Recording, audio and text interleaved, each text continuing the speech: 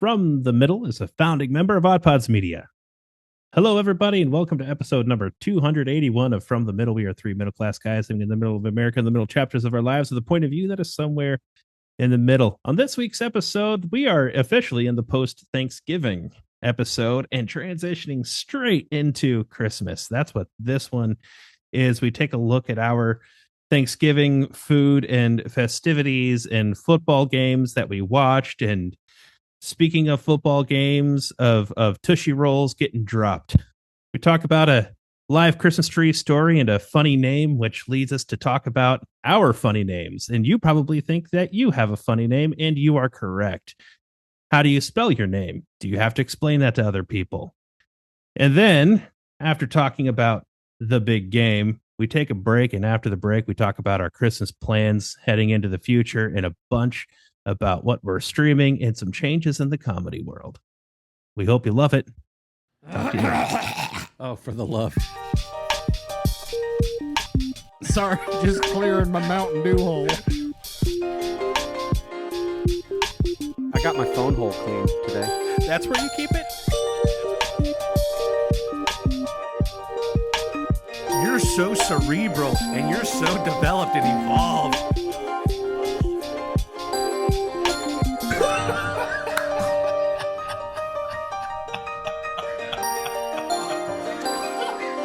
From the middle after dark over here.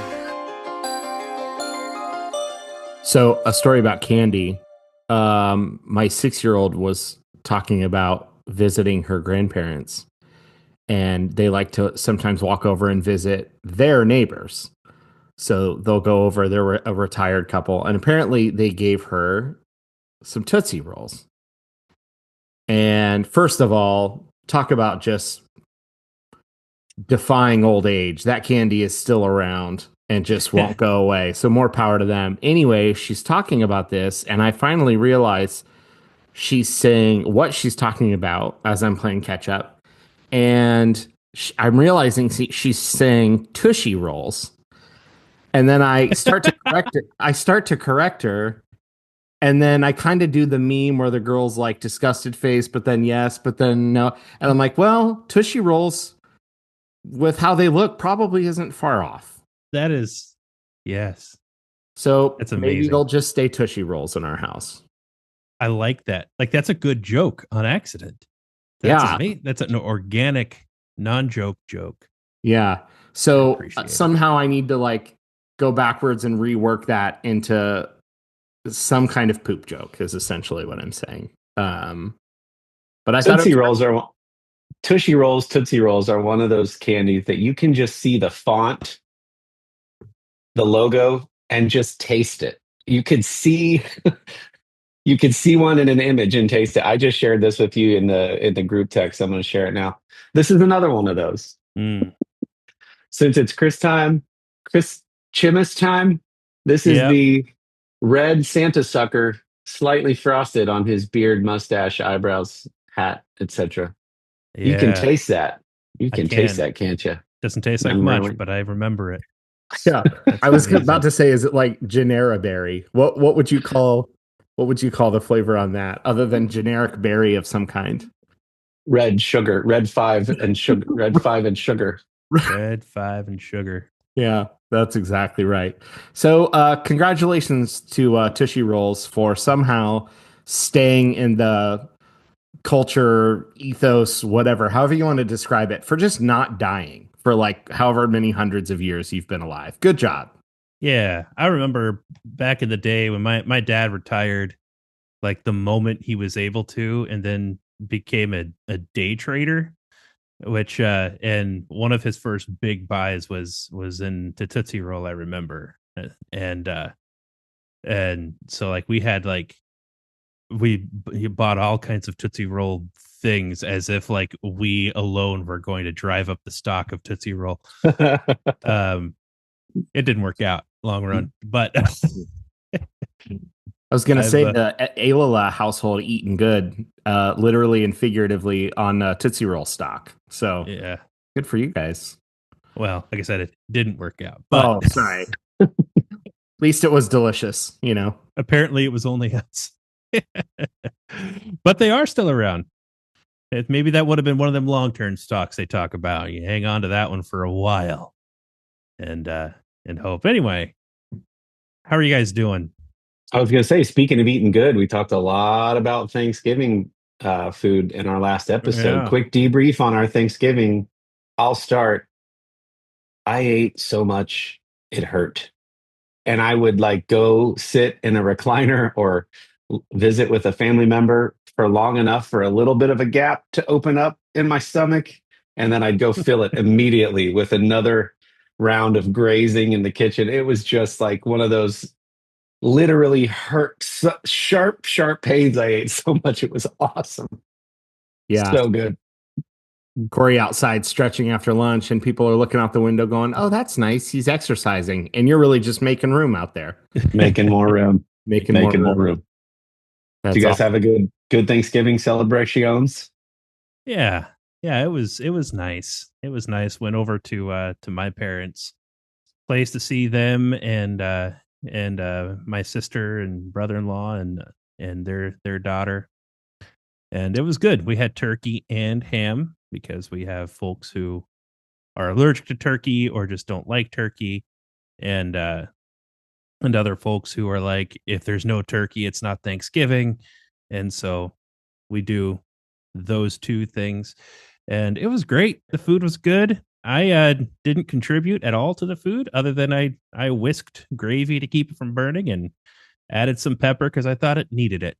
And that was, other than that, I ate. I went to Costco and picked up a couple of pies, if that counts. So I did that. Had the pecan pie, as I talked about last week, that I've been wanting for a very long time. It was a successful, good, sweet Thanksgiving, followed by a weekend where my wife and kids went down to Cincinnati and had a sweet, fun weekend with Amy's parents. So it was all good Nice. while I exploded the house with Christmas decorations. Yeah. And and they were all excited when they came home. They don't like to leave grandma's house. And it makes it better for them on these weekends when they know they're coming home to like the Christmas amazement. And so they came in and it was perfect. Like it was literally like Lydia was the first one in the door. She came running inside, yelling my name, came up, gave me a big old hug. They're running around the house looking at all the decorations. So they're still young and cute and excited about that sort of thing. I'll be sad when the day comes when I decorated the whole house and they're like, "Oh, this is nice." And then they go You to did their it again. rooms. You did the thing you always do. Okay. Yeah. Good Yeah. job, Dad. So, but it's still fun. It's all great. Watched a football game. Watched a few football games, but there was one in particular. Yeah, there sure was. There sure was. That nobody, I mean, I had no doubt in my mind, but I think a lot of folks were anyway, it's been fun listening to the local sports radio since then. They can't get off of it. I understand. I saw that flag flying outside your window. Yeah. It's out there. It's out there. Does that make you feel good? Well, of course. Wouldn't it That make you feel like good? a big man? Okay. Wouldn't it make you feel good? No. Yes, it would. This is brutal. We watched the game. I'll just say my flabbers were gasted. I won't pretend like I had called that one. Yeah. Wow. And here we are, and they lost again, and we can feel bad, and maybe they'll win the playoff. Probably not. But good. Otherwise, other than that game, since you asked how we're doing, I have a giant cup of fruit punch right now, which makes me feel good because I'm a man child. And Thanksgiving was great. Lots of good food. Got to watch a bunch of stuff. Went to the theaters twice. I don't remember the last time I was in the theaters 2 times in one weekend. So that was a lot of fun. And Kendall, to your Costco pies comment, that's become a recurring conversation every year about how good the Costco pumpkin pie is. It's only $5.99 for a huge pumpkin pie. No one could probably make a much better one that's homemade, certainly not for the cost. So like the same 4 or 5 points get made every year, but it's still true. So I try to eat a little bit less normal stuff and eat a little bit more pumpkin pie because it's delicious. And I really like tons of whipped cream or Cool Whip or whatever you put on it. So it's really nice. It's good. Your fruit punch drink over there looks like a melted Santa sucker. Mhm. Yeah, a little bit more flavor, but yeah, essentially Genera berry flavored. Yep, very good. Genera berry flavor. I don't know what constitutes fruit punch. It's sort of like what constitutes nacho cheese. If you're in Wisconsin, nacho cheese means something a whole lot different than like Ohio versus California versus somewhere else. I don't know what constitutes fruit punch. Generic mix of fruit flavors. It's often kind of cherry themed. I don't know. Yeah.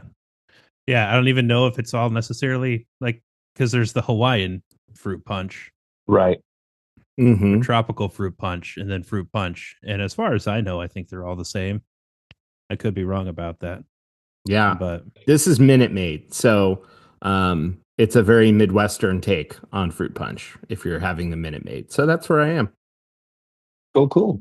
Well, I have a fun icebreaker that starts with a bit of a backstory. In last week's episode, I mentioned that the Hubble family, for the first time ever, was going to have a second tree, and that this second tree was going to be a live tree.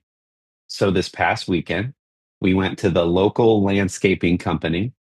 I could have gotten one from Tractor Supply, but it was like they're just laying in the parking lot at 45-degree angles, stacked up. And I'm like, no, let's go just 100 yards further to the nice landscaping place and pay for an overpriced live tree. So we went right before close. It was like picturesque. There's a barn with all the Edison lights hanging between the barn and the main house that they've turned into their offices. In that middle courtyard area are all these trees. Some are hanging from like a rope that they just cut down when you decide what height you want. Some of them are like in their root ball still that you can cut off. And so we find like the one guy working there, nobody else, empty parking lot other than his truck and our truck. And we stop in and we go, hey, we're here for a tree. We've never done this before. And he's like, right this way, folks. It was just Christmas music was playing, the lights. It was so nice. And so we got the tree, we brought it home. But one of the things that was funny when we were engaging with him back at the landscaping company was when we asked his name, he said, Michael. And interestingly, it's Michael J. Fox. Only I don't have the shakes or the money. And it got me thinking, what's the line that you usually end up saying when you tell people your name, perhaps your full name, right? And so I reached out to the Middlers on our Facebook page, From the Middle for the Middlers, and I'm going to ask the listeners here, like, what's your line? Tell us in the comments.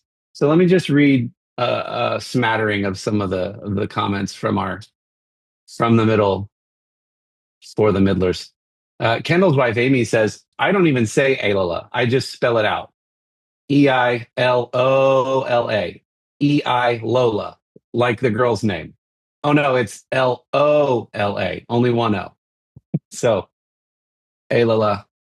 Summer says, haha, I never thought about the name Lola in there, and I've never been asked about the number of O's. So funny. But if I had to spell it, I would never say it first either because it always messes them up. I just say, I'm going to spell it because it's different, and then spell it, and then say it after I was sure they were done writing it down. So I thought that was funny.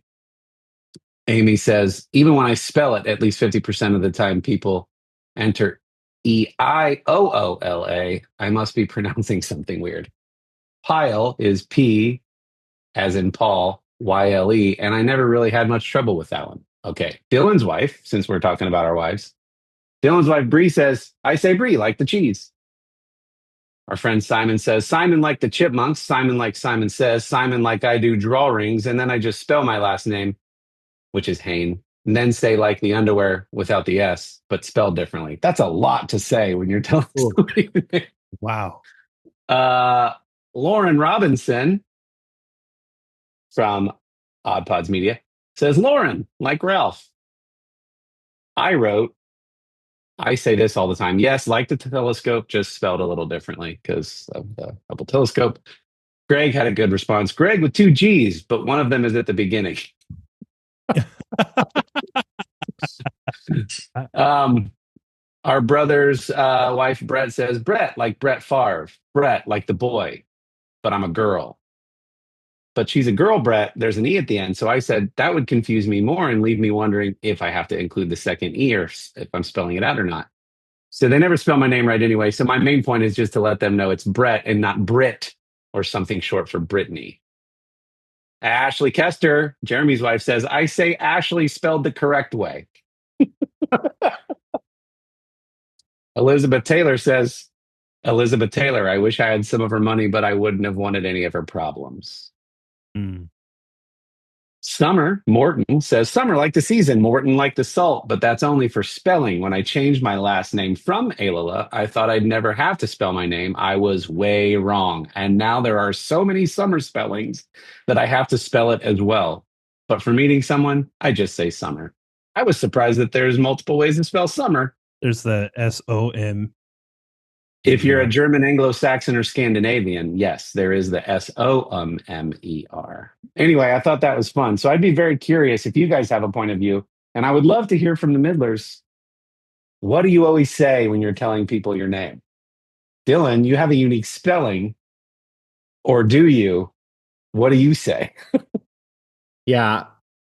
There's no good way with Dylan or Hubble because they're both almost always spelled wrong. But the best effort I can give it is Dylan with an I, one I.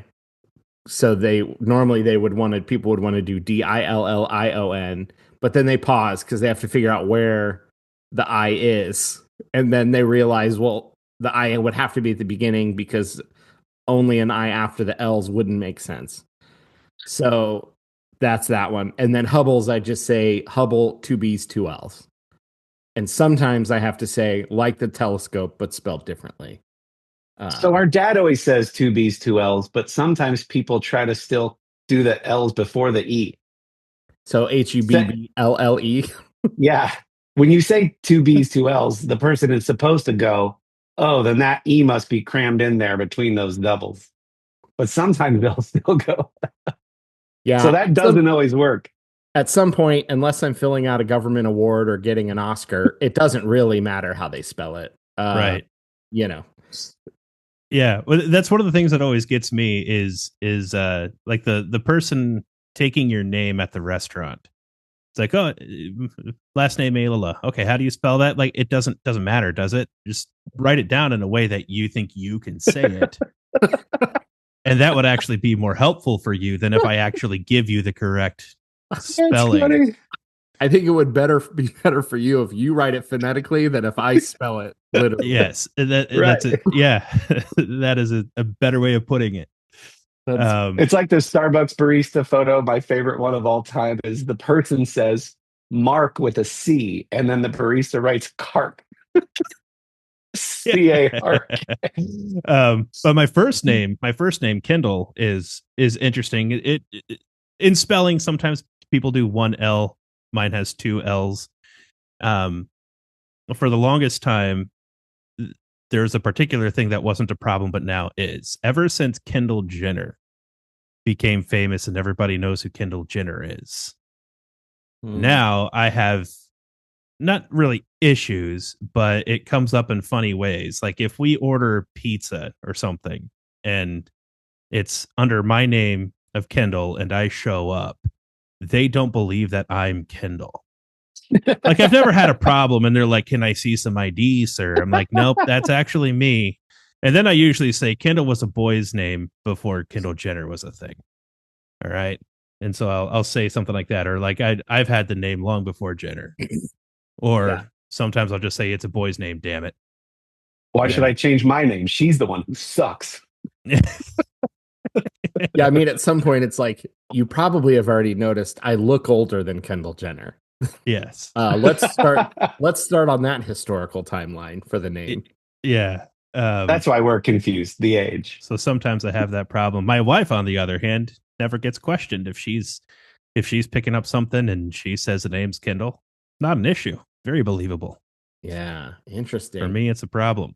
I have two male cousins whose names are Lauren and Carrie, and I can only imagine what they go through.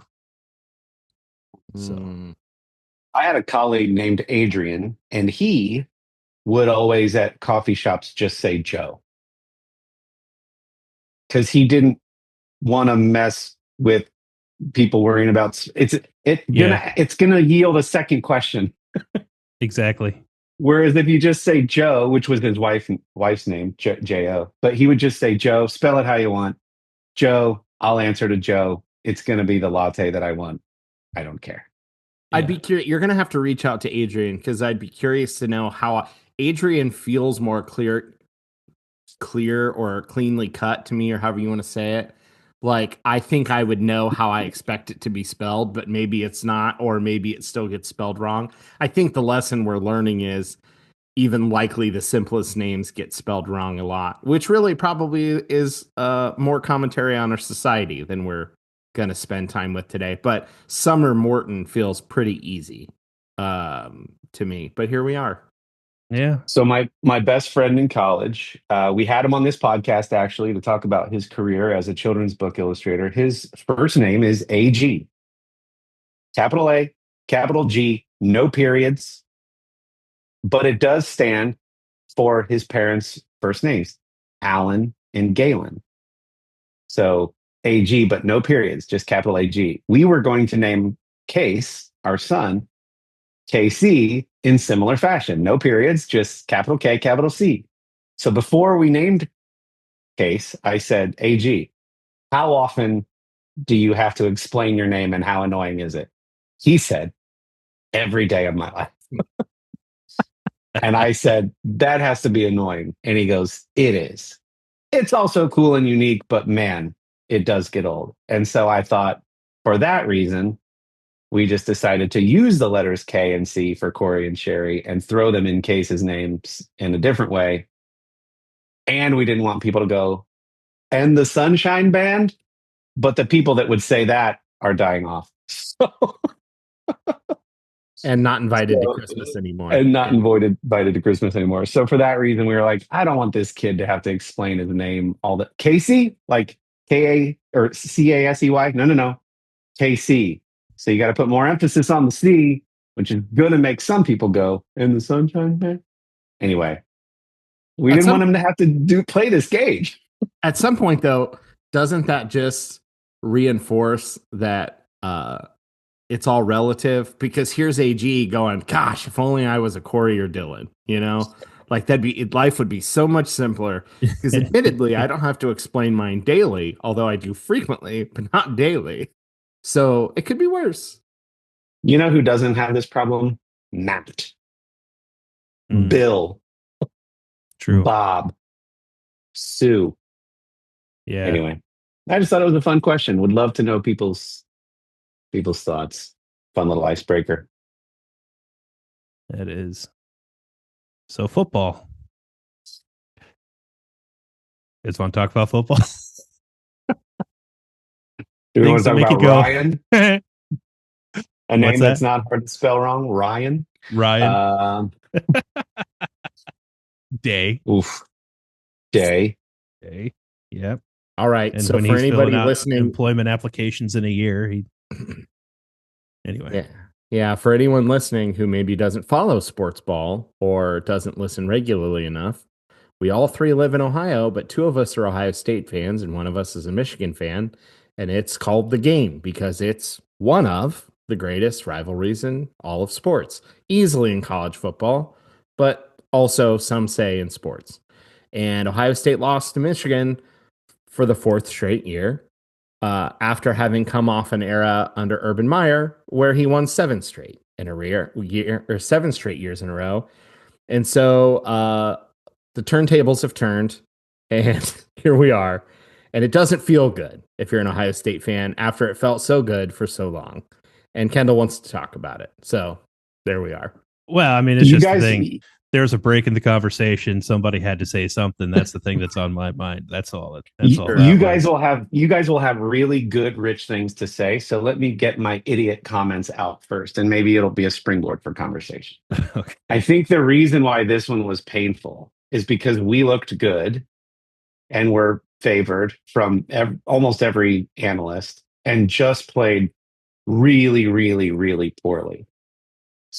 We didn't even look like we've looked for the rest of the year. So I think the part that was hard was this game wasn't a given because it's the game and it's a huge rivalry and big implications, as we like to say. But you thought, we're at home, we look good. Michigan has lost a lot of talent to the NFL. If we're going to win after this 3-year losing streak, it's going to be this game.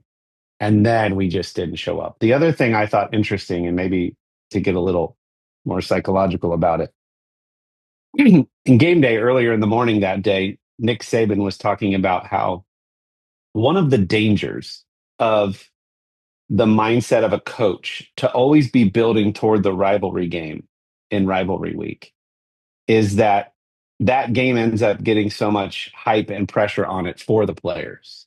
So he said at Alabama, his mindset was, it's just the next game. We're going to focus on fundamentals and doing the right things right. It's just the next game. When you play week to week, the most important game is the next week. Ryan Day's mindset has always been beat Michigan, win the Big Ten championship, and then win the national championship. Those are the 3 goals for the Buckeyes and has been for the last 4 years.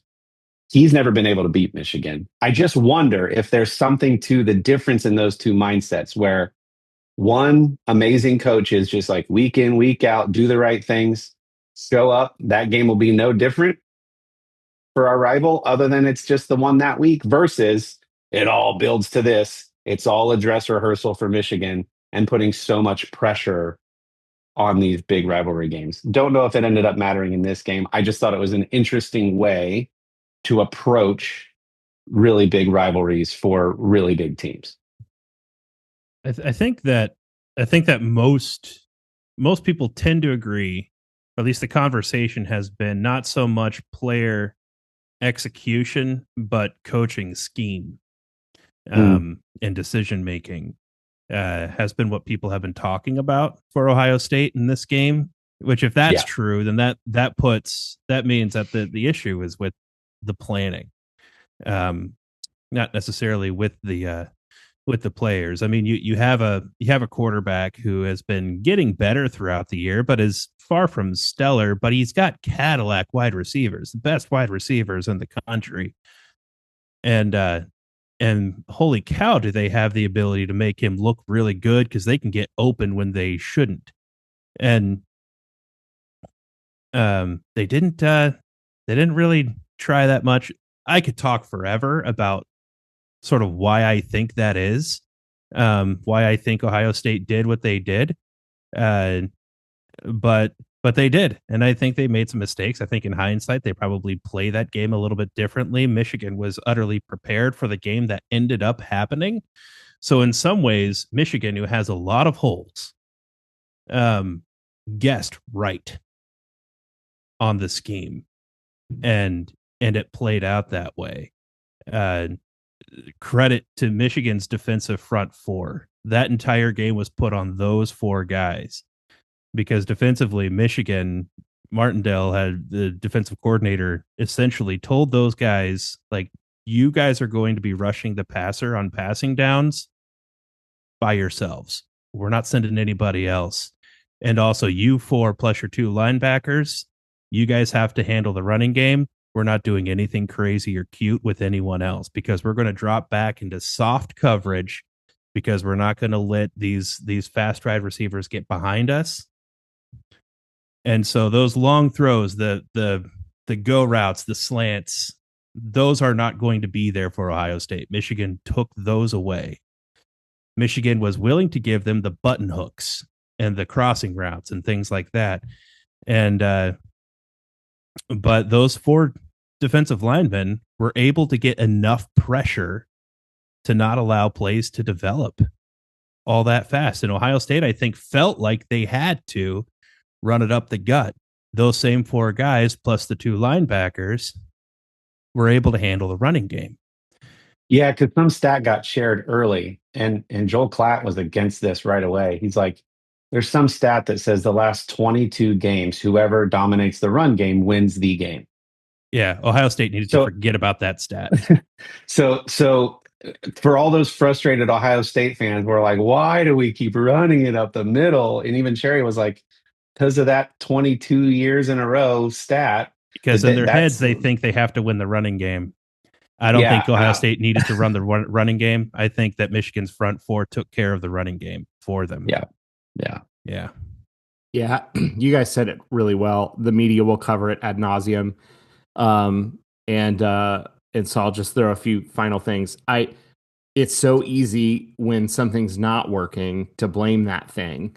Yeah. We also have the best running back room probably in the country and two phenomenal running backs. So I understand with that stat in mind why they would want to run a lot as well to try to establish the line. It's easy to say Jeremiah Smith and Emeka Ibuka are great. And they are, no doubt, phenomenal. But also our running backs are really good. And so we know that any given Saturday or Sunday, whatever, if one team shows up and performs really well and the other one doesn't, anyone can beat anybody, especially true in a rival game. And also credit to Ohio State's defense because they did exactly what they were supposed to do. The fault was not on the Ohio State defense. Right. So it's not even that the whole team played bad. The defense played very well. The offense, and I think that's where you see the play calling conversation focus on it. There's no doubt that our running backs are really good, but sometimes it's just not working. And you have to they had plenty of options. So it's not like we're a run only team like Wisconsin historically, that it's like, if you can't run, there goes your game plan. We had other options. We didn't pivot soon enough. We did a little, but not enough. And so that's why you play the game, and stats don't decide it. And they got hung up on the rushing thing. And it's frustrating. I think if Ryan Day wins a national title, he salvages himself and saves himself some time. If he doesn't, that's probably the end. I think there's two camps at this point: people who want Ryan Day gone and people who want Ryan Day gone but are scared of who would replace him. And so I think that's the conversation. I've really liked him as an individual. I really like the way that he leads the team on the off the field side of the ball.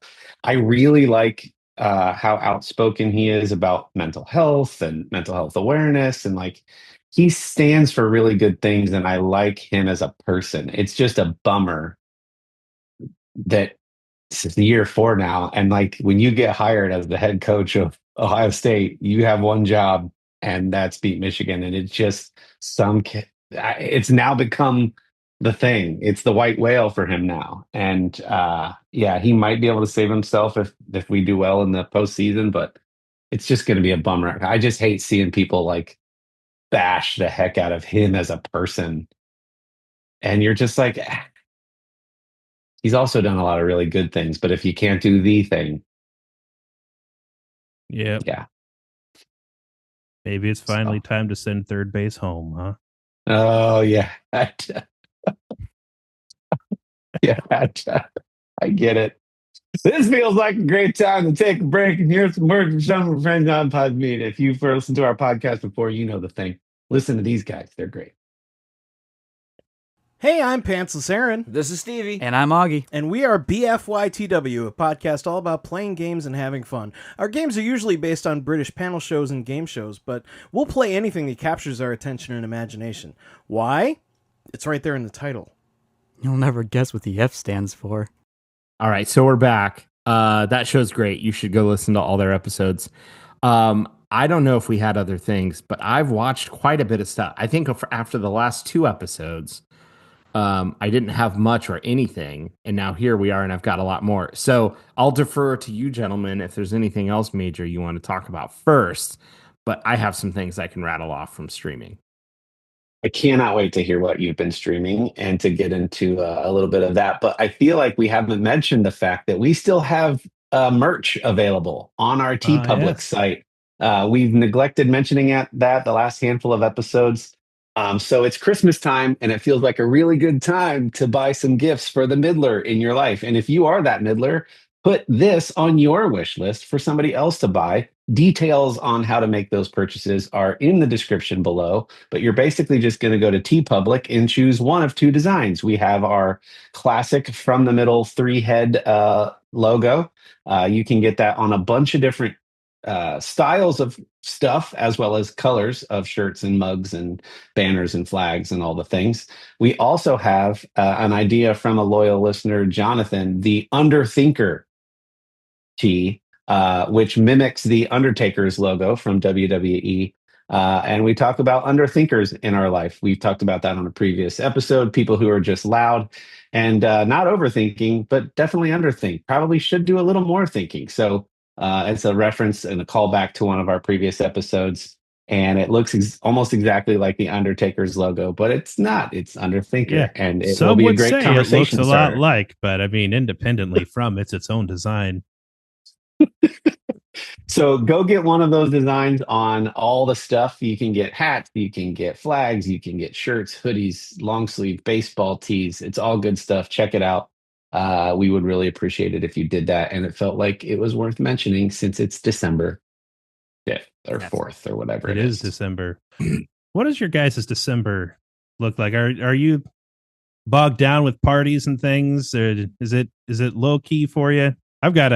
I'm wearing a fancy cardigan right now, and that's because as soon as we're done recording this, I'm going to go pick up my wife, and we're heading off to the zoo for a Nice. Christmas party, for her work, which is always fun and fancy, and such. And then there's other things. We just did a village Christmas party on Sunday evening.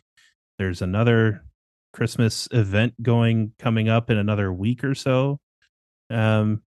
That we're having a choir come on over, and we're putting on a concert, an a cappella choir, as a matter of fact. Miami sounds University's very fun. A cappella choir coming over, and so we've got lots of fun things going on. A very packed December filled with festivities. What are you guys looking forward to this month? Yeah, I know my daughter is playing in like a basketball camp. So that's going to be 3 or 4 more kind of early Saturday sessions. We are going to go see Santa at one of the bigger malls. Very good. And I'm going to try to take some time off for work around Christmas. I don't know. I'm probably missing some other stuff, but I don't, we always go drive around and see lights once or twice for a couple hours. So I'm sure we'll go do that. We might go to downtown Columbus and see some lights. The Columbus Commons, if you're in Columbus or near Columbus, has some lights up. I don't know that we have any like formal parties that are work or friend parties or anything like that. I think it's gonna be all family stuff. Cool. Yeah, Christmases alone, just because of our family dynamic, I think we have 5 or 6 Christmases, just like getting time with a subset of the family and doing an exchange of some kind. So I think there's 6 Christmases alone. So that always it's interesting in how that's nuts. Plan that. Say nothing of anything that you'd want to do extracurricular, like zoo lights, or we had a tradition of seeing the Nutcracker with the kids down at the Ohio Theater. Work parties aren't going to be a thing. So yeah, just maybe if you lived in Chicago, there'd be one. Maybe if you lived in Chicago. But we did. Sherry had a crazy thought the other night. There's been a lot going on I won't get into, and she's like, you know what this family needs? An impromptu Disney trip. So we might be doing a 30 plus hours of driving for 30-ish hours in Orlando. Drive down, save the money, visit a park hop for one day, maybe a day and a half, and then drive right back.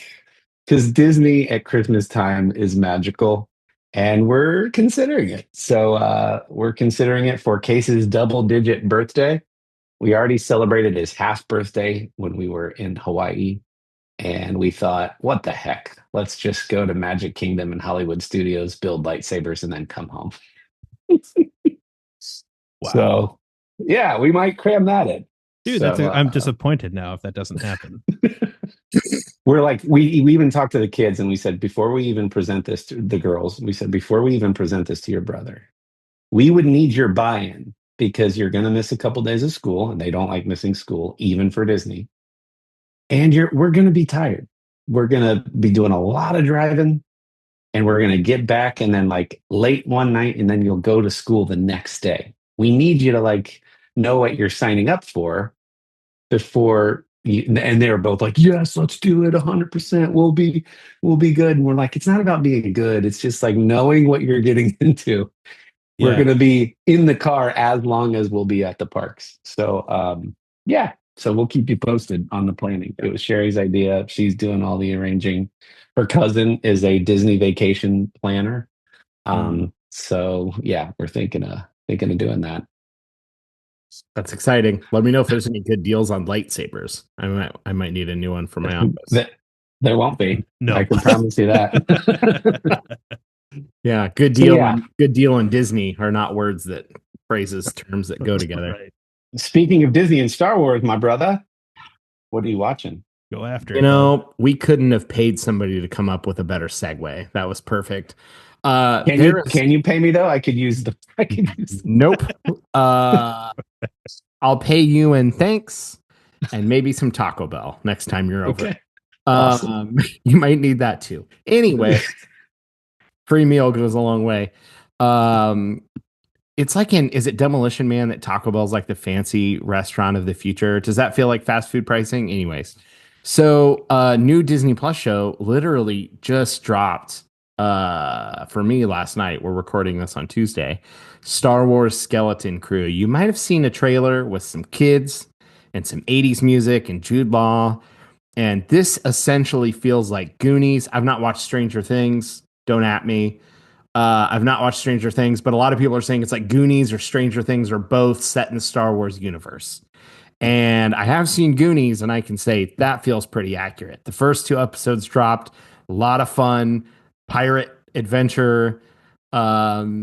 Set in the Star Wars universe.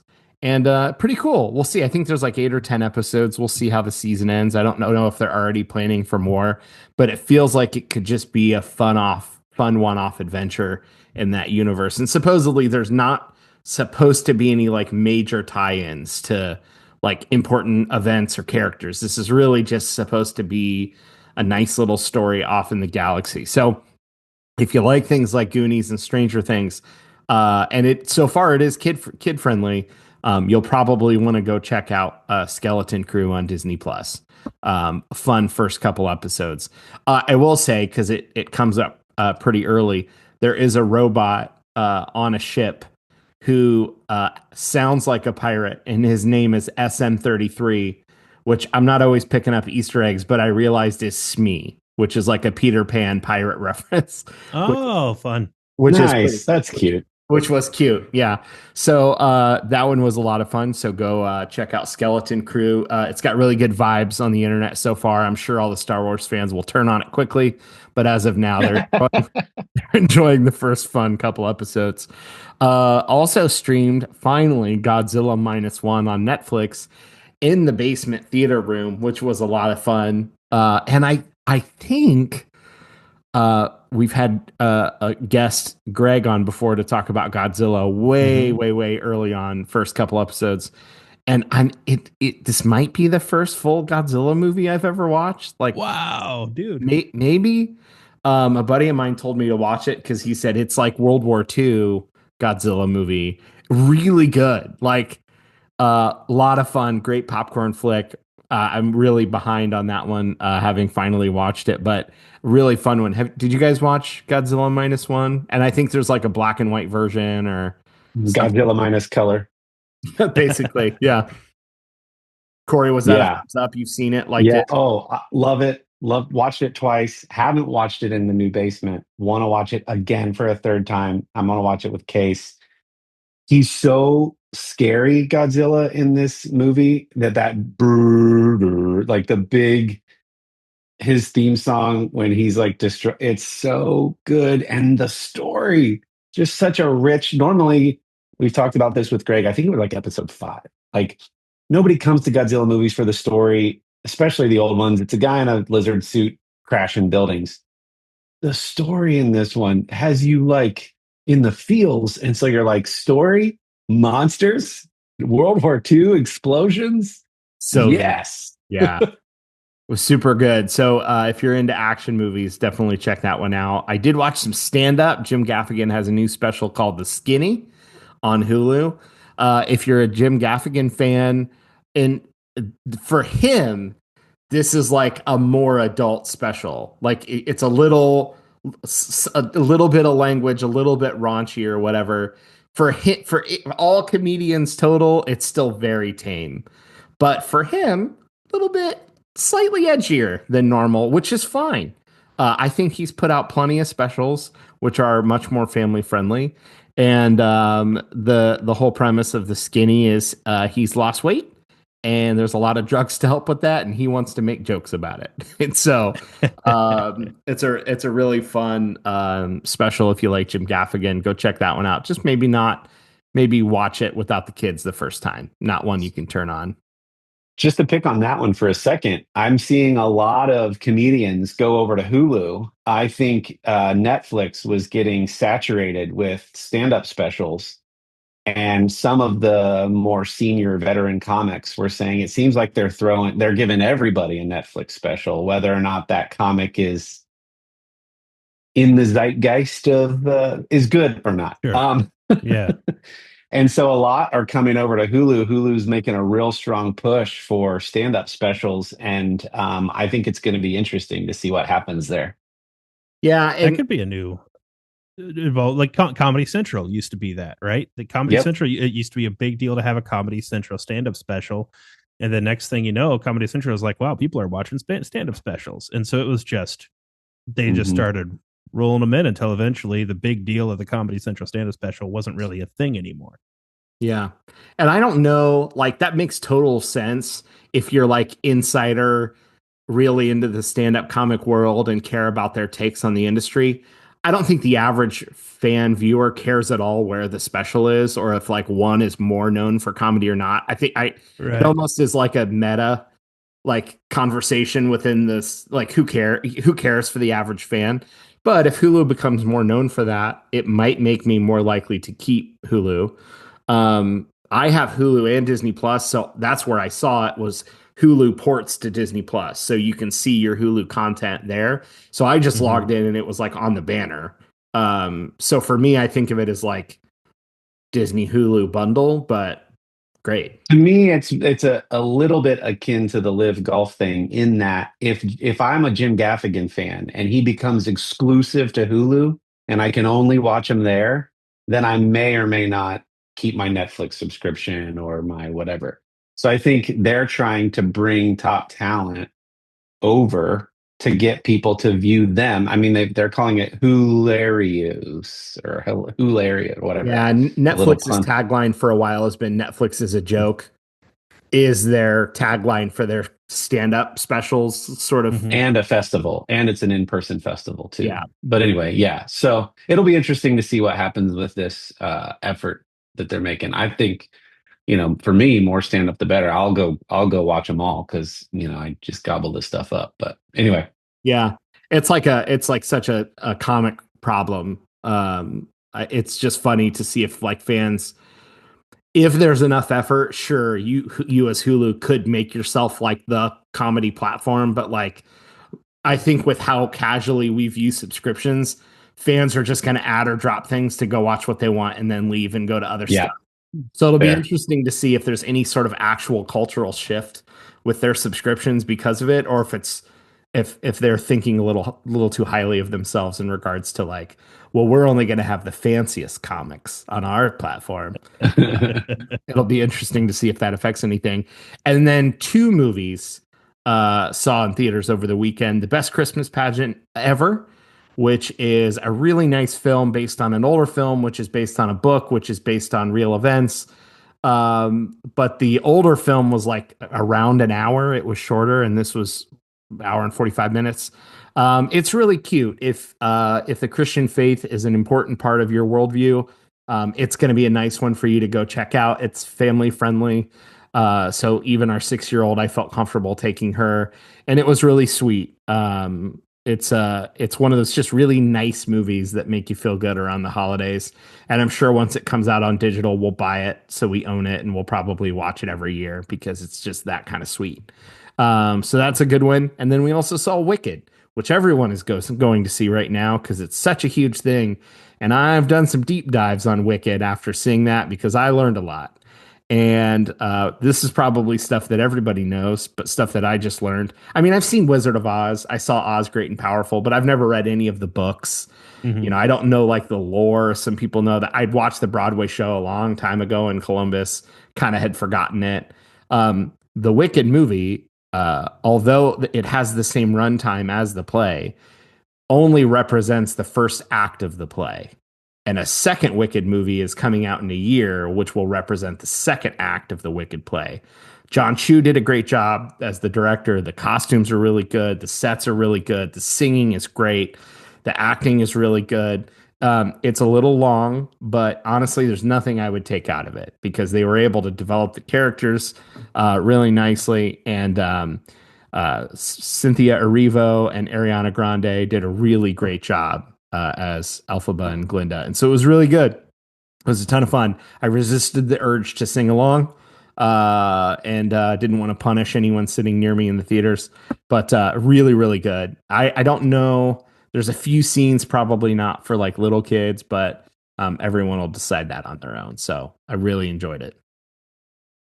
I like that you saw it not right when it came out. I saw a hilarious video. It was a reel, I think, and it was a lady in her car. And she's like, hey, for those of you really excited to go see Wicked in theaters in the first week or two, know that you're not going to see Wicked. You're going to hear Stacy, who is a washed up show choir kid, who will be standing up and singing along to the song. So if that's what you're signing up for, it's like that's hilarious. I also stopped watching SNL a bunch of years ago, but I saw Ariana Grande weeks back.